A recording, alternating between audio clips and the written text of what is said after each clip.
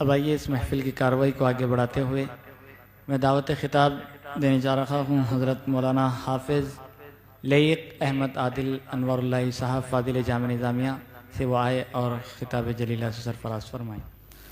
السلام علیکم ورحمۃ اللہ وبرکاتہ۔ الحمد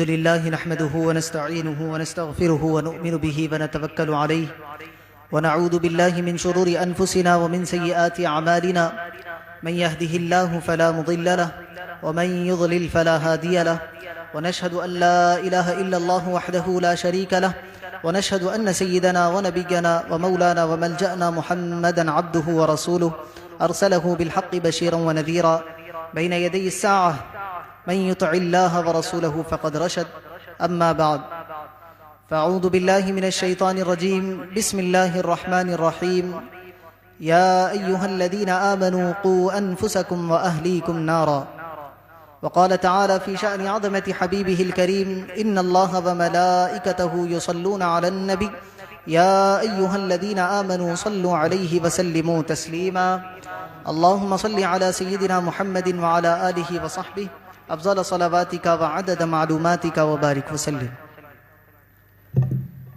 محترم حاضرین کرام و معزز سامعین کرام، ابھی میں نے خطبہ مسنونہ میں جس آیہ مبارکہ کی تلاوت کا شرف حاصل کیا، اللہ تبارک و تعالی ارشاد فرماتے ہیں کہ اے ایمان والو، تم خود جہنم کی آگ سے بچو اور اپنے گھر والوں کو بھی جہنم کی آگ سے بچاؤ۔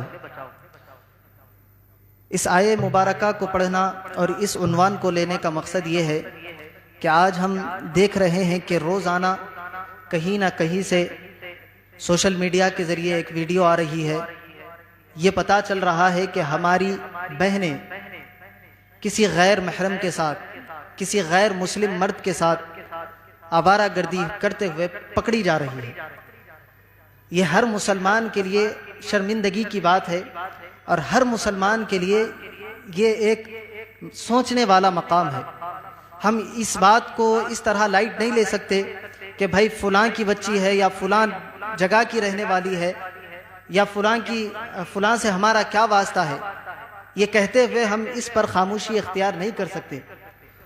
وہ ہماری رشتے والی خون کی بہن تو نہیں ہوگی، لیکن ایک رشتہ ہے ایمان کا رشتہ۔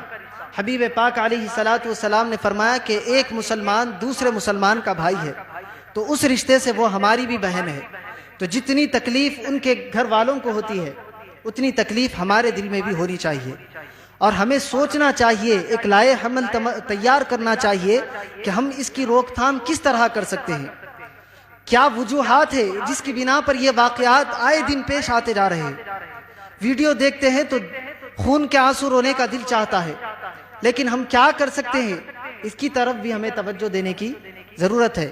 ہم دیکھ لیتے ہیں فلاں کے باپ کو کہہ دینا، فلاں لڑکی کے بارے میں غلط الفاظ کا استعمال کر دینا، پھر اس کو آگے بڑھا دینا، یہ اس کا حل نہیں ہے۔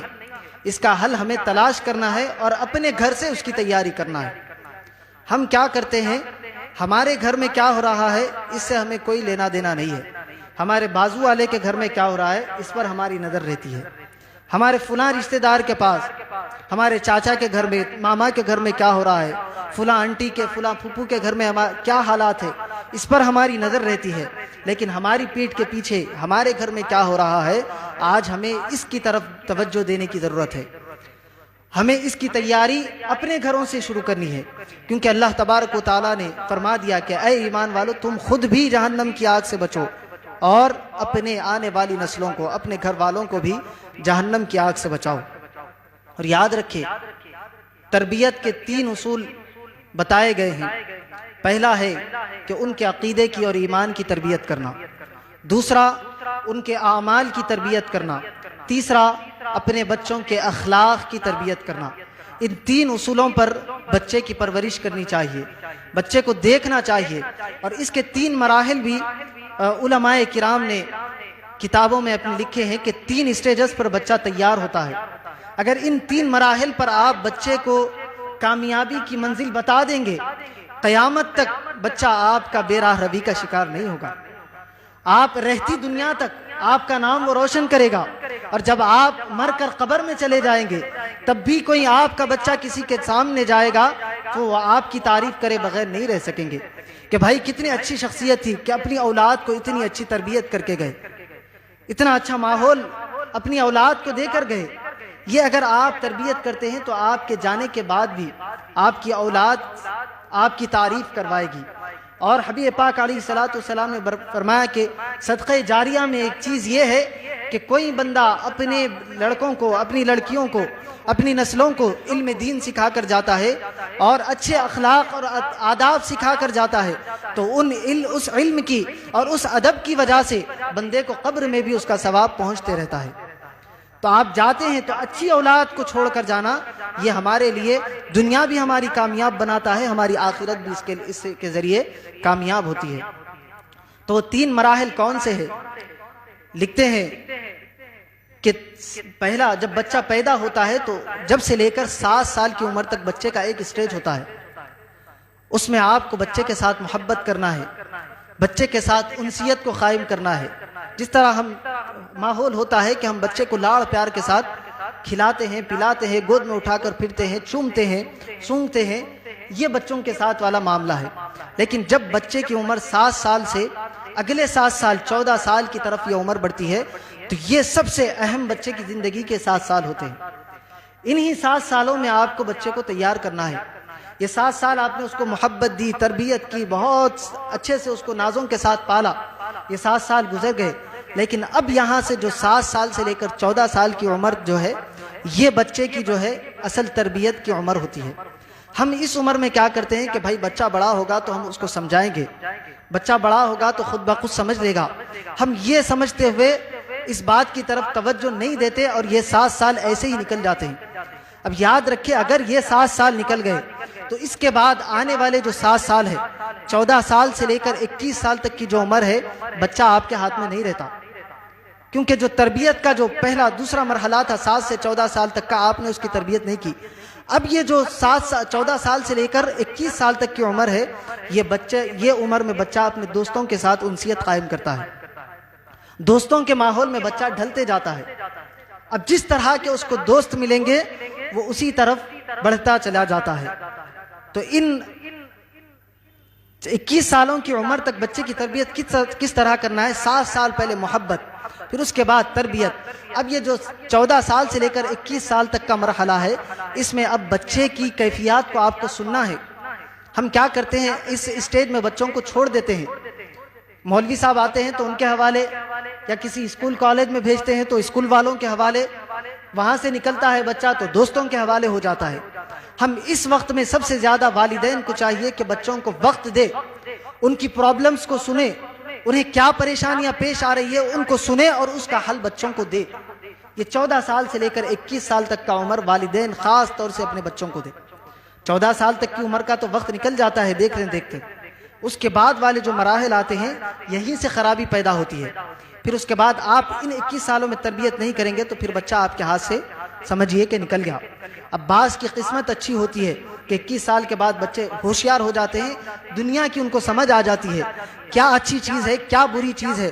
اگر والد نے ان 21 سالوں میں نہیں بتایا تو بچہ آگے چل کر اس کو سمجھ جاتا ہے۔ اگر اس کی صحبت اچھی رہی تو وہ 21 سالوں کے بعد بھی اللہ اور اس کے رسول کا فرما بردار ہوتا ہے۔ اگر نہیں رہی صحبت اچھی تو پھر جس طرح کی صحبت ہے، جواریوں کی صحبت ہے تو وہ جوے کی لت میں لگ جاتا ہے، شرابیوں کی صحبت ہے تو شراب کا عادی ہو جاتا ہے، زناکاروں کی صحبت میں بیٹھتا ہے تو پھر اسی دلدل میں وہ بچہ جانے لگتا ہے۔ تو یہاں ہمیں ان 3 اسٹیجز پہ اپنے بچوں کی تربیت کرنا ہے اور خاص نظر رکھنی ہے۔ کون سے؟ 7 سال محبت والے، اس کے بعد 7 سال تربیت والے۔ حبیب پاک صاحب الاولاق صلی اللہ علیہ وسلم فرماتے ہیں کہ جب بچے کی عمر 7 سال کی ہو جائے تو تم اسے نماز کا حکم دو، اور اگر اس میں وہ کوتاہی کرے تو تم اس کے ساتھ سختی والا رویہ کرو، کیونکہ محبت والے 7 سال گزر چکے، اب اس کی تربیت کے 7 سال ہے، اب اس کو سمجھانا ہے، منانا ہے، اور اگر نہیں مانتا تو پھر اس کو ڈرانا بھی ہے، مارنا بھی ہے۔ ایسا مارنا نہیں کہ جس طرح ہمارے گھروں میں مارتے ہیں ایک ساتھ مارتے جا رہے، نہیں، ڈرانا ہے، نہیں تو تھوڑا سا ہلکا مار کر اس کو تنبیہ کرنی ہے کہ اگر تم ہماری بات اب نہیں مانو گے تو پھر تمہیں اور زیادہ مارا جائے گا. اس طرح سے ان کی تربیت کرنی ہے. تو 7 سال بچے کی عمر ہو جائے تو اسے نمازوں کی طرف رغبت کرنا ہے.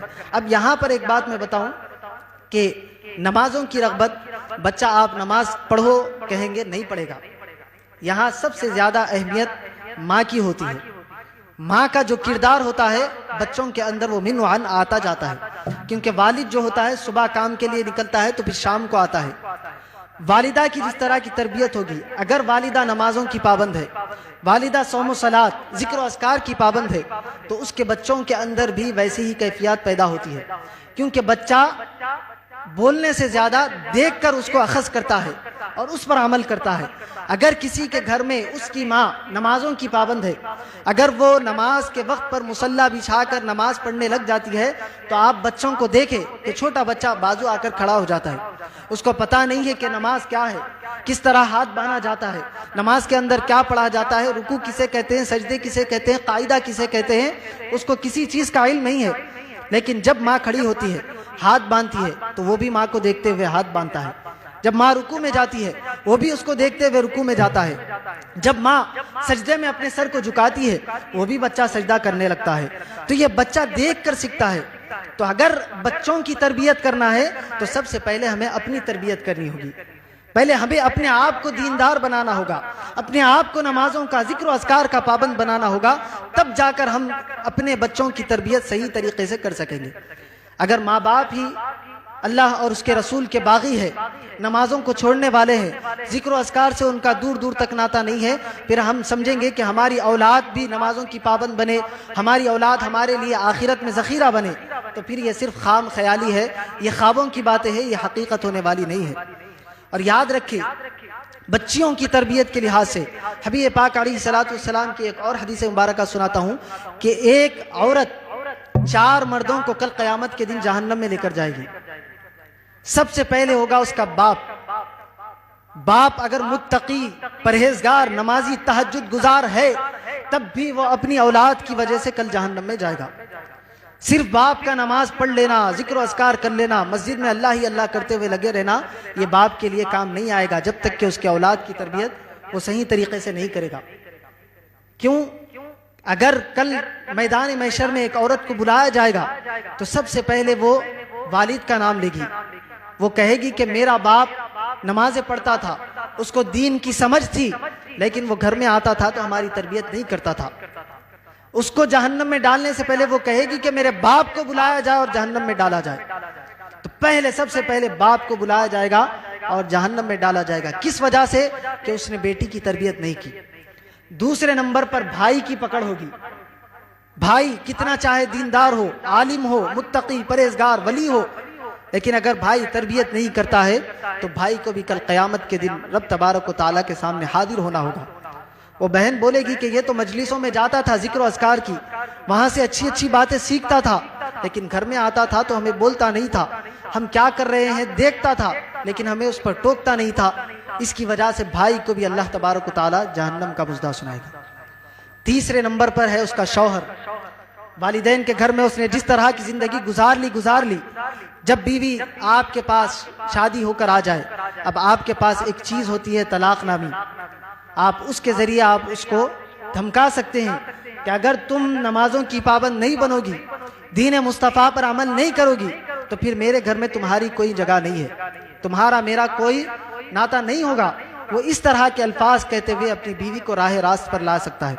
لیکن اگر نہیں، بیوی نافرمانی کر رہی ہے، وہ دیکھ رہا ہے، خاموش بیٹھ رہا ہے، تو پھر کل قیامت کے دن یہ عورت اپنے شوہر کو بھی بلائے گی اور کہے گی کہ یہ متقی تھا، پرہیزگار تھا، نمازیں پڑھتا تھا، دین کا علم اس کے پاس تھا، لیکن میں جب بے پردہ گھر میں پھرا کرتی تھی یا باہر نکلا کرتی تھی، بازاروں کو جایا کرتی تھی، یہ مجھے روکا نہیں کرتا تھا.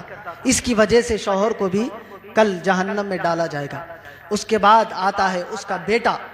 بیٹے کو بھی اس بات پر کہ ہر ماں کی چاہت ہوتی ہے کہ اس کا بیٹا دیندار ہو، ہر ماں چاہتی ہے کہ اس کا بیٹے کا اخلاق اچھے ہو، وہ اخلاق کو سنوارتی ہے. بیٹا اگر سنور گیا لیکن اس کے بعد اپنے گھر والوں کی، اپنی ماں کی، اپنی بہن کی تربیت نہیں کرتا تو وہی ماں کل قیامت کے دن اس کو جہنم میں لے جانے والی بنے گی۔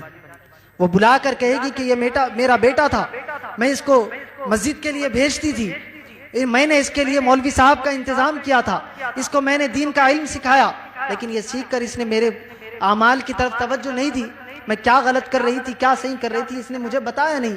اس کی وجہ سے کل ماں کی وجہ سے بیٹے کو بھی جہنم میں جانا پڑے گا۔ تو یہ بات یاد رکھیں، ایک عورت 4 لوگوں کو کل قیامت کے دن جہنم میں پہنچائے گی۔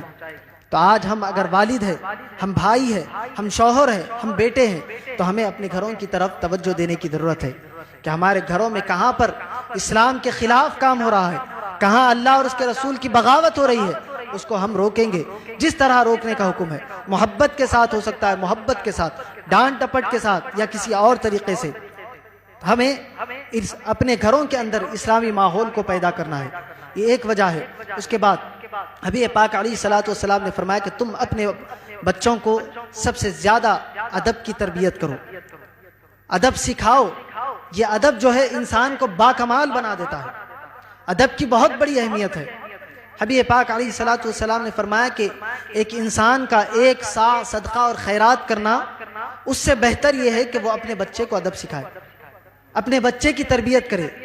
کوئی انسان اپنے بچے کی تربیت کرتا ہے اور ایک انسان صدقہ و خیرات کرتا ہے، تو اس کو دوسرا انسان جو صدقہ و خیرات کر رہا ہے اس کو صرف صدقہ کرنے کا ثواب ملے گا، لیکن ایک انسان جو اپنے بچے کی تربیت گھر میں رہ کر کر رہا ہے اس کو تربیت کا بھی ثواب ملے گا، صدقہ و خیرات کرنے کا بھی اس کو ثواب ملے گا۔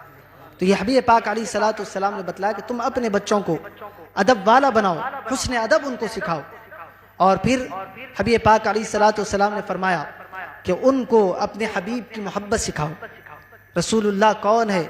بڑا دکھ ہوتا ہے آج بتلاتے ہوئے کہ بہت سارے مسلمان گھروں میں ہمارے بچوں کو حبیب پاک کا نام تک نہیں پتا، سیرت تو ان کی بہت دور کی بات ہے۔ حبیب پاک کا نام کیا ہے، ان کی والدہ کا نام کیا ہے، ان کے والد کا نام کیا ہے، ان کے کتنے شہزادے تھے، کتنی شہزادیاں تھیں، یہ علم ہماری نسلوں میں نہیں ہے۔ حبیب پاک علیہ الصلوۃ والسلام فرماتے ہیں ادبوا اولادکم علی 3 خصال، تم اپنے بچوں کی تربیت 3 خصلتوں پہ کرو۔ سب سے پہلا حب نبیکم، ان کے دلوں میں حبیب پاک کی محبت کو ڈال دو، ان کے رسول کا عشق ان کے دلوں میں بھر دو۔ وحب اہل بیتہ، اس کے بعد دوسرے نمبر پر ان کے اہل بیت کے، ان کے گھرانے والوں کی محبت ان کے دلوں میں ڈال دو۔ اس کے بعد تیسرے نمبر پر فرمایا کہ وقراءۃ القرآن، تیسرے نمبر پر ان کو قرآن کی تلاوت سکھاؤ۔ پہلے ان کے سینوں کو رسول پاک کے عشق کا موجزن بنائے، ان کی آل کا، اولاد کا ادب سکھائے، اس کے بعد پھر قرآن پاک پڑھائے۔ آج ہم دیکھ رہے ہیں بہت سے قرآن پڑھنے والے حبیب پاک کی گستاخیاں کرتے ہوئے پھر رہے۔ بازار میں بہت آپ کو مل جائیں گے قرآن کا نام لے کر رسول پاک کی بے ادبی، ان کے اہل بیت اطہار کی بے ادبی کرنے والے جگہ جگہ آپ کو ملیں گے۔ کیوں ملیں گے؟ کیونکہ ان کی تربیت جس طرح ہونی تھی نہیں ہوئی۔ پہلے اگر انہیں نبی کا عشق سکھایا جاتا، اہل بیت کا عشق سکھایا جاتا، اس کے بعد قرات پڑھی جاتی، تو ان کو معلوم ہوتا کہ اللہ تبارک و تعالیٰ نے قرآن میں کس طرح حبیب پاک کا چرچا کیا ہے، کس طرح قرآن میں جگہ جگہ حبیب پاک علیہ الصلوۃ والسلام کی شان و عظمت بیان کی ہے۔ ان کے دل خالی تھے عشق رسول سے، اور صرف قرآن پڑھا گیا تو یہ ان کی عقلوں کے اندر آنے والا نہیں ہے۔ تو ایسے لوگ بھی ہمیں ملیں گے۔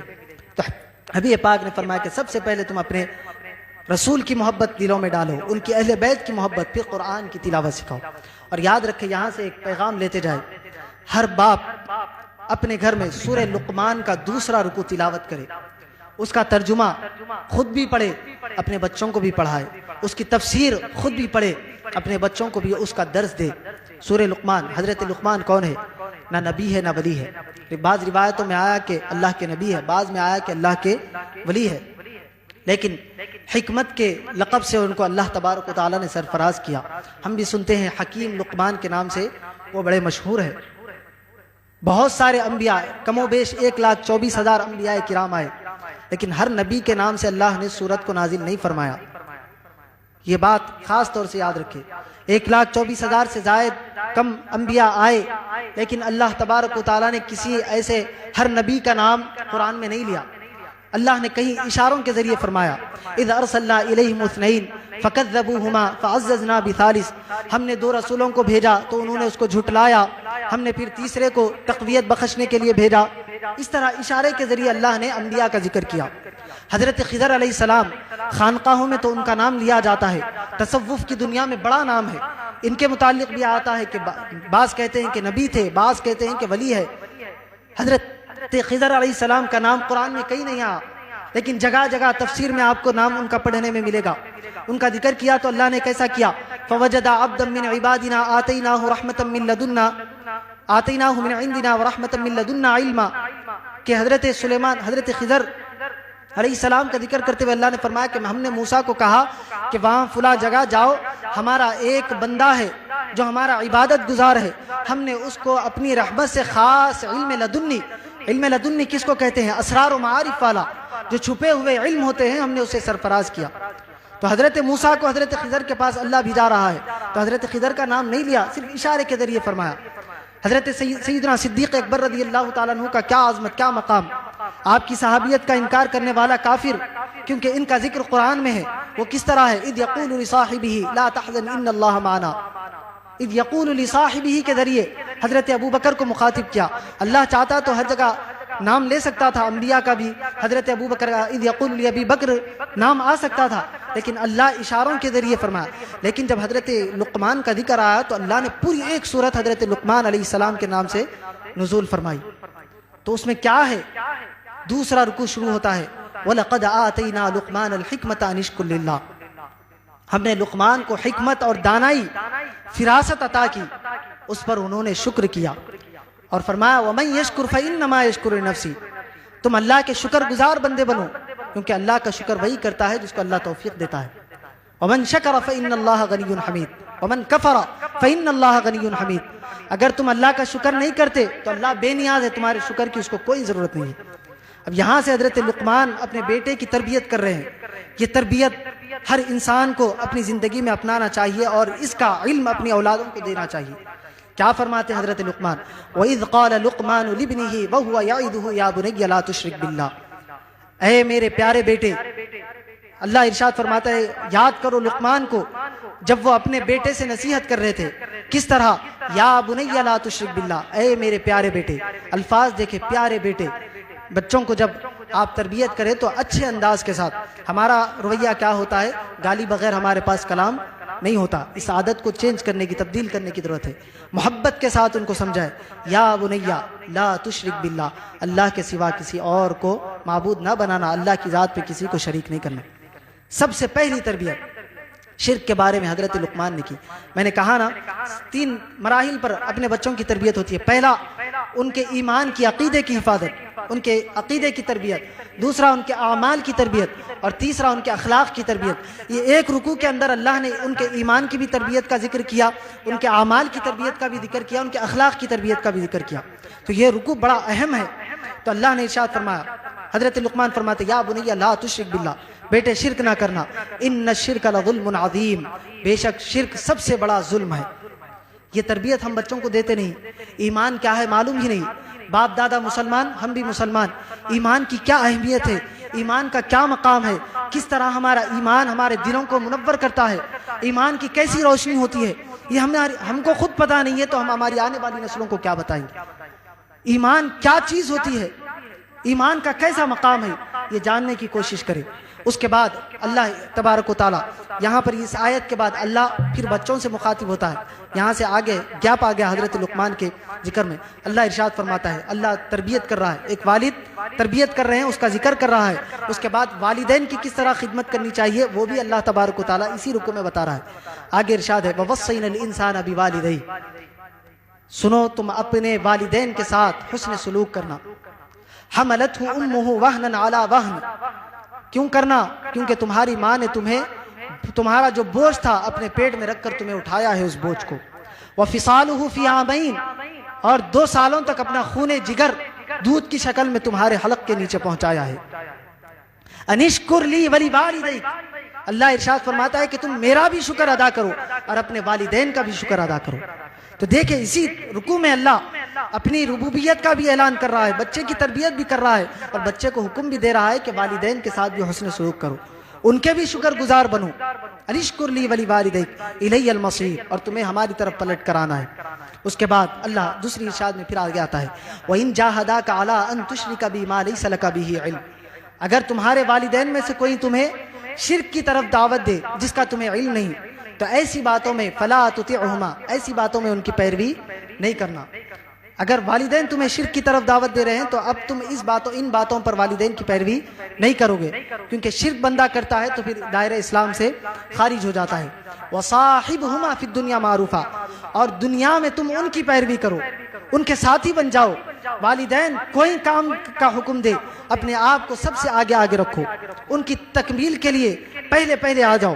یہ اللہ تبارک و تعالیٰ ارشاد فرما رہا ہے وَصَاحِبْهُمَا فِي الدُّنْيَا مَعْرُوفًا، دنیا کے جو کام ہے ان کا حکم دے تو سب سے پہلے ان کاموں کو بجا لاؤ، والدین کا حکم مانو۔ اس کے بعد اللہ فرماتا ہے وَاتَّبِعْ سَبِيلَ مَنْ أَنَابَ إِلَيْهِ، اور پیروی کرو ان کی جو ہمارے راستے کی طرف ہے، یعنی جو اللہ کے اور اس کے رسول کے بتائے ہوئے راستے کی طرف چل رہے ہیں تو ان کے راستوں کی طرف جانا ہے۔ اور کیا فرمایا اگر شرک کی وہ دعوت دے تو وہ دعوت کو قبول نہ کرنا۔ یہ پیغام ہم بچوں کو سنائیں گے۔ یہ جو ہماری بچیاں غیر مسلموں کے ساتھ پھر رہی ہے، جا رہی ہے، اپنے ایمان کو تباہ کر رہی ہے، اس کی وجہ کیا ہے؟ ہم نے ان کو یہ بتایا ہی نہیں کہ ایمان کیا ہے، ایمان کی اہمیت انسان کی زندگی میں کیا ہے، اللہ کون ہے، رسول اللہ کون ہے۔ یہ اگر معلوم ہوتا، ارے اللہ تو فرما رہا ہے کہ باپ بھی دعوت دے شرک کی تو تم باپ کی دعوت کو قبول نہ کرنا، یہ تو کسی اور کے ساتھ چلے جا رہی ہے۔ تو یہ ہمارے لیے سوچنے کا وقت ہے۔ آگے اللہ تبارک و تعالیٰ ارشاد فرماتا ہے یا بنیا، اب پھر یہاں سے حضرت لقمان کی نصیحتوں کا ذکر ہے۔ یا بنیا انہا ان تک مثقال حبۃ من خردل فتکن فی صخرۃ او فی السماوات او فی الارض یأتی بہ اللہ، کیا ہے بیٹے یاد رکھو، اگر تم ذرہ برابر کوئی نیکی کرو گے یا ذرہ برابر کوئی گناہ کرو گے، چاہے وہ پہاڑوں کے اندر چھپ کر ہو یا آسمانوں کے اوپر ہو یا زمینوں کی تہ میں ہو، کل قیامت کے دن اللہ تبارک و تعالیٰ تمہارے اس عمل کو تمہارے سامنے لے کر آئے گا۔ یہ کیفیت اپنے بچوں کو دے کہ تمہارا اللہ جہاں کہیں، حبیب پاک علیہ الصلوۃ والسلام نے فرمایا کہ تم عبادت کرو تو اس طرح کرو کہ تم اللہ کو دیکھ رہے ہو۔ اگر تم اس مقام کو نہیں پہنچ سکتے تو یہ یاد رکھو کہ تم جس حال میں ہو وہ اللہ تو تمہیں دیکھ رہا ہے۔ بندے کے اندر اگر یہ کیفیت آ جائے تو کون سا بندہ ہے جو اللہ کے دیکھتے ہوئے گناہ کی طرف جائے؟ تو یہ اللہ تبارک و تعالیٰ تمہارے اس عمل کو کل قیامت کے دن تمہارے سامنے کھول کر رکھ دے گا۔ پھر اللہ تبارک و تعالیٰ آگے ارشاد فرماتے ہیں، حضرت لقمان آگے ارشاد فرماتے ہیں ان اللہ لطیف خبیر، اللہ بہت باریک بین اور ہر خبر سے باخبر ہے، ہر چیز اس کو پتا ہے۔ اب یہ تو تھا پہلے اس کے عقیدے کی تربیت ہوئی کہ شرک نہ کرنا، پھر دوسرا اس کے عمل کی تربیت ہوئی کہ کوئی گناہ نہ کرنا، اگر کرو گے تو کل اللہ تمہارے سامنے لے کر آئے گا۔ اب یہاں سے اس کے عمل کی دوسری تربیت ہو رہی ہے۔ حضرت لقمان فرماتے ہیں یا بنیا، اے میرے پیارے بیٹے، اقیم الصلاۃ، نماز کو قائم کرو، نمازوں کے پابند ہو جاؤ، وَأْمُرْ بِالْمَعْرُوفِ، کام کرو، لوگوں کو بھی نیک کام کرنے کی طرف توجہ دلاؤ، وَانْهَ عَنِ الْمُنْكَرِ، ہر برے کام سے خود بھی بچو اور دوسروں کو بھی اس سے بچنے کی طرف پیغام دو، دوسروں کو بھی اس سے بچانے کی فکر کرو۔ اب یہاں کیا ہوگا، خود اگر آپ نیک بن جاتے ہیں، خود نمازیں پڑھتے ہیں، خود نیک کاموں کو کرتے ہیں، برے کاموں سے بعض اوقات کیا ہوتا ہے، ہمارے خود کے بھائی بہن رشتہ دار دوست احباب بہت سارے لوگوں سے ہم نے سنا ہے کہ وہ کہیں گے بھائی بہت شریف بن گیا، بہت بڑے عالم ہیں آپ۔ یہ ہوتا ہے، یہ ان باتوں کو نہیں سننا چاہیے۔ کیوں؟ کیونکہ اسی آیت میں اللہ تبارک و تعالیٰ آگے لا رہا ہے حضرت لقمان کا ذکر۔ کیا فرماتے ہیں؟ نماز کو قائم کرنا، نیک کاموں کو کرنا اور حکم دینا، برے کاموں سے بچنا اور دوسروں کو بچانا۔ اب کیا ہوگا، یہ کہیں گے تو لوگ تمہیں طعن و تشنیع کریں گے، ملامت کا نشانہ بنائیں گے۔ حضرت لقمان فرماتے ہیں وَاصْبِرْ عَلَىٰ مَا أَصَابَكَ، اگر کوئی تمہیں ملامت کا نشانہ بنائے، کوئی تمہیں اس بات پر برابر بھلا کہے تو تم اس پر صبر کا دامن تھامے رکھنا۔ ان ذالک من عزم الامور، یہ بہت بلند ہمت بڑے مقام والوں کا کام ہے۔ کیا کہ نیکیاں کرنا اور دوسروں کو اس کی طرف لے کر آنا۔ اگر کوئی برا بھلا کہے تو اس پر صبر کرنا، یہ بڑے لوگوں کی نشانیاں ہیں۔ اب کیا فرماتے ہیں حضرت لقمان؟ ارشاد فرماتے ہیں